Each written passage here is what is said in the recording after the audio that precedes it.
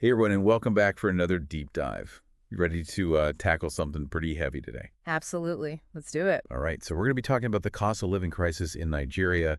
And to kind of kick things off, I wanted to highlight the story we came across from Restore Nigeria News. Yeah, this is a tough one. Yeah, it really shines a light on how this crisis is impacting, the most vulnerable in society. And, when we talk about a cost of living crisis, it's easy to get caught up in the numbers, Yeah. inflation rates and currency fluctuations. Right. But we can't forget that there are real people behind those statistics. Yeah.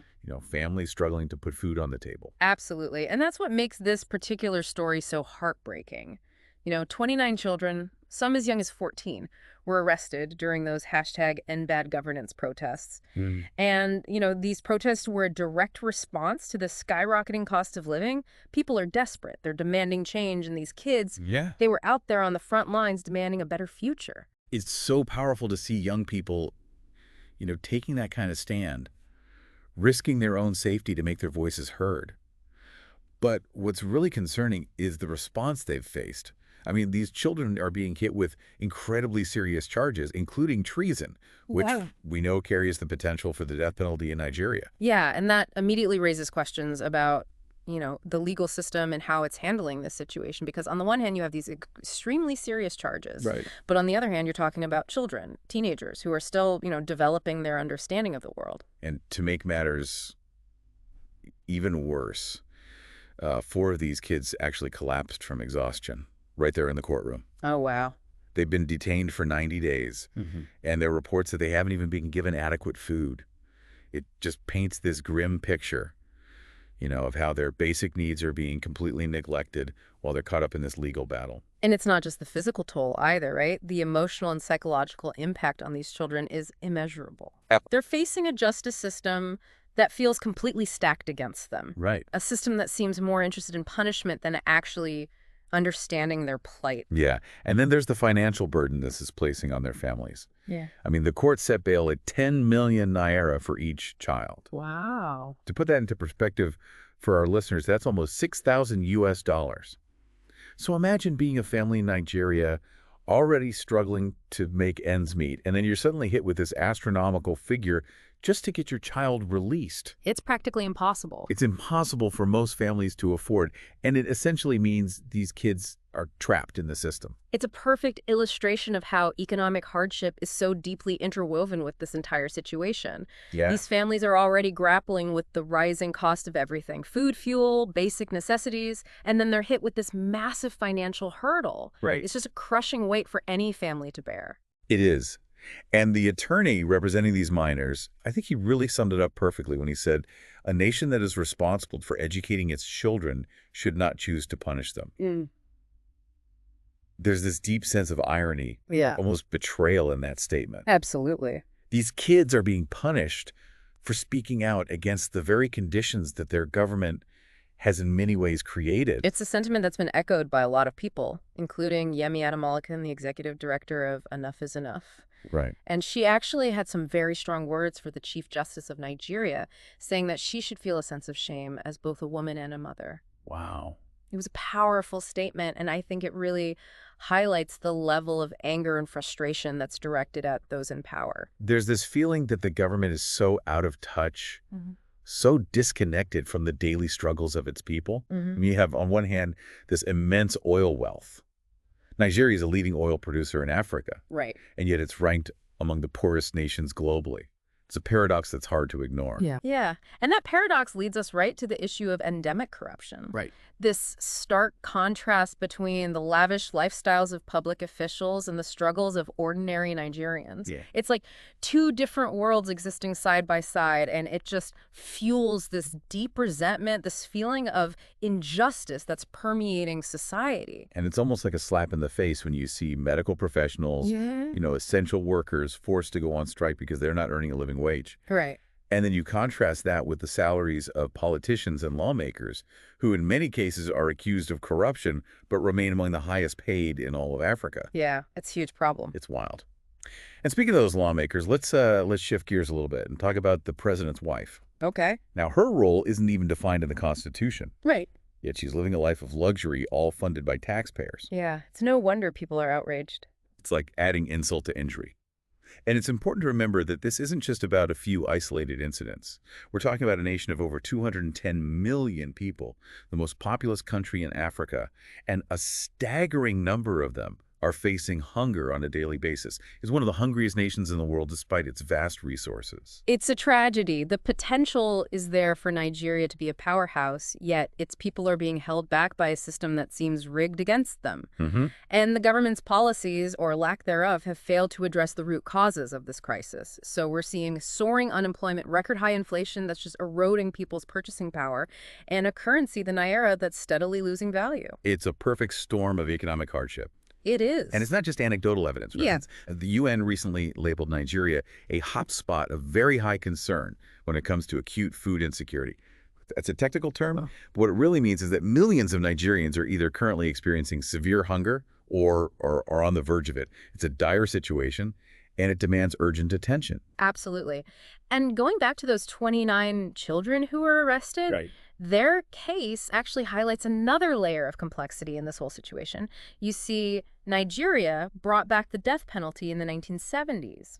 Although there haven't been any executions since 2016. So it's still on the table. It's still a very real possibility, even though it hasn't been carried out recently. And that makes the charges against these kids even more frightening. Exactly. But there's another crucial piece of legislation at play here, the Child Rights Act.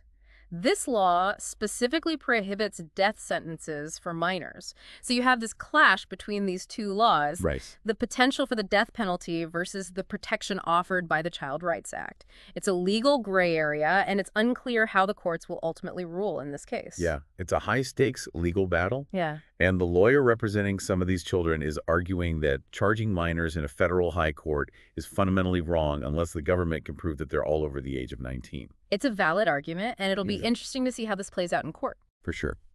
So let's step back for a moment and think about the bigger picture here. Okay. I mean, these protests, these arrests, they're not isolated incidents. No, they're not. They're symptoms of a system that has failed to provide for its citizens. Right. A system plagued by corruption, where those in power seem more interested in enriching themselves than addressing the needs of the people they're supposed to serve. It's a sad reality. It is. Yeah. And when you see children, kids who should be in school playing with their friends, dreaming about their futures, when you see them driven to protest out of hunger, it's a wake-up call. It's a sign that something is deeply wrong. It makes you wonder, what kind of future do these children see for themselves in a country where their basic needs are ignored, where their voices are silenced, and where they're treated as criminals for simply demanding a better life? It's a question that should haunt every Nigerian, every leader, every person in a position of power. It really should. It really should. It's a question that should make us all stop and think. These children are the future of Nigeria. Their struggle is a reflection of the challenges facing the entire nation. And their cries for help should be a catalyst for change. We can't afford to ignore their voices. We can't afford to look away from the hardships they're enduring. Their story is a reminder that we have a responsibility to fight for a more just and equitable world. A world where every child has the opportunity to thrive. It really does feel like we're at a crossroads here. Is this a turning point for Nigeria? Will those in power finally listen to the demands of the people, especially the voices of these young protesters who are risking so much to demand change? It's the million naira question, isn't it? We've seen protests before, calls for reform, but will this time be different? Will the government actually take meaningful action to address the root causes of this crisis? The corruption, the inequality, the economic policies that are failing so many Nigerians. And it's not just about internal change. What role can the international community play in all of this? Can other nations help alleviate the suffering and support those who are fighting for a better future in Nigeria? There's certainly a lot that can be done. From providing humanitarian aid, to applying diplomatic pressure, to holding corrupt officials accountable on a global stage. The international community has a responsibility to step up and support the Nigerian people in their struggle for a more just and equitable society. So what can you, our listener, take away from all of this? We've covered a lot of ground today: the plight of those children facing charges for protesting the deep-seated issues plaguing Nigeria and the urgent need for change. But where do we go from here? First and foremost, we have to acknowledge that the situation in Nigeria is dire. The fact that children are being punished for simply demanding basic necessities should outrage us all. It's a stark reminder of the human cost of government policies that prioritize profit over people. Second, this isn't just a Nigerian problem. It's a global issue. Poverty, corruption, inequality. These are challenges that we face worldwide, and it's our collective responsibility to find solutions. We need to demand more from our leaders, hold them accountable, and support organizations that are working to create a more just and equitable world. And finally, stay informed, stay engaged. Keep learning about these complex global issues and don't be afraid to speak out against injustice.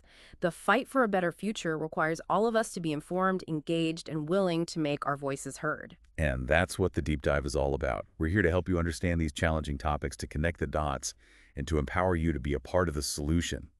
We'll be doing more deep dives into global issues like this one, so stay tuned and keep those brains engaged. It really should. It's a question that should make us all stop and think. These children are the future of Nigeria. Their struggle is a reflection of the challenges facing the entire nation, and their cries for help should be a catalyst for change. We can't afford to ignore their voices. We can't afford to look away from the hardships they're enduring. Their story is a reminder that we have a responsibility to fight for a more just and equitable world, a world where every child has the opportunity to thrive.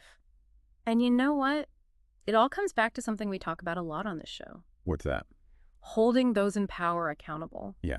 You know, we can't just sit back and wait for change to happen. We have to demand it. Yeah. We have to make our voices heard, whether it's through voting, protesting, contacting our representatives, donating to organizations that are making a difference. Right. It's about being active participants in shaping the future we want to see. Exactly. And it's not always easy. It can be uncomfortable. It can be challenging, but it's necessary. Yeah, and sometimes it feels like, one person's voice can't possibly make a difference. But when we all come together, when we raise our voices collectively, That's when things start to shift. that's when real change happens. And that's what I hope people take away from this deep dive. I hope so too. So for all of you listening out there, stay informed, stay engaged, keep those conversations going, and remember that even small actions can have a ripple effect. Absolutely. Every voice matters. Every single one. So thank you for joining us for another deep dive. We'll see you next time.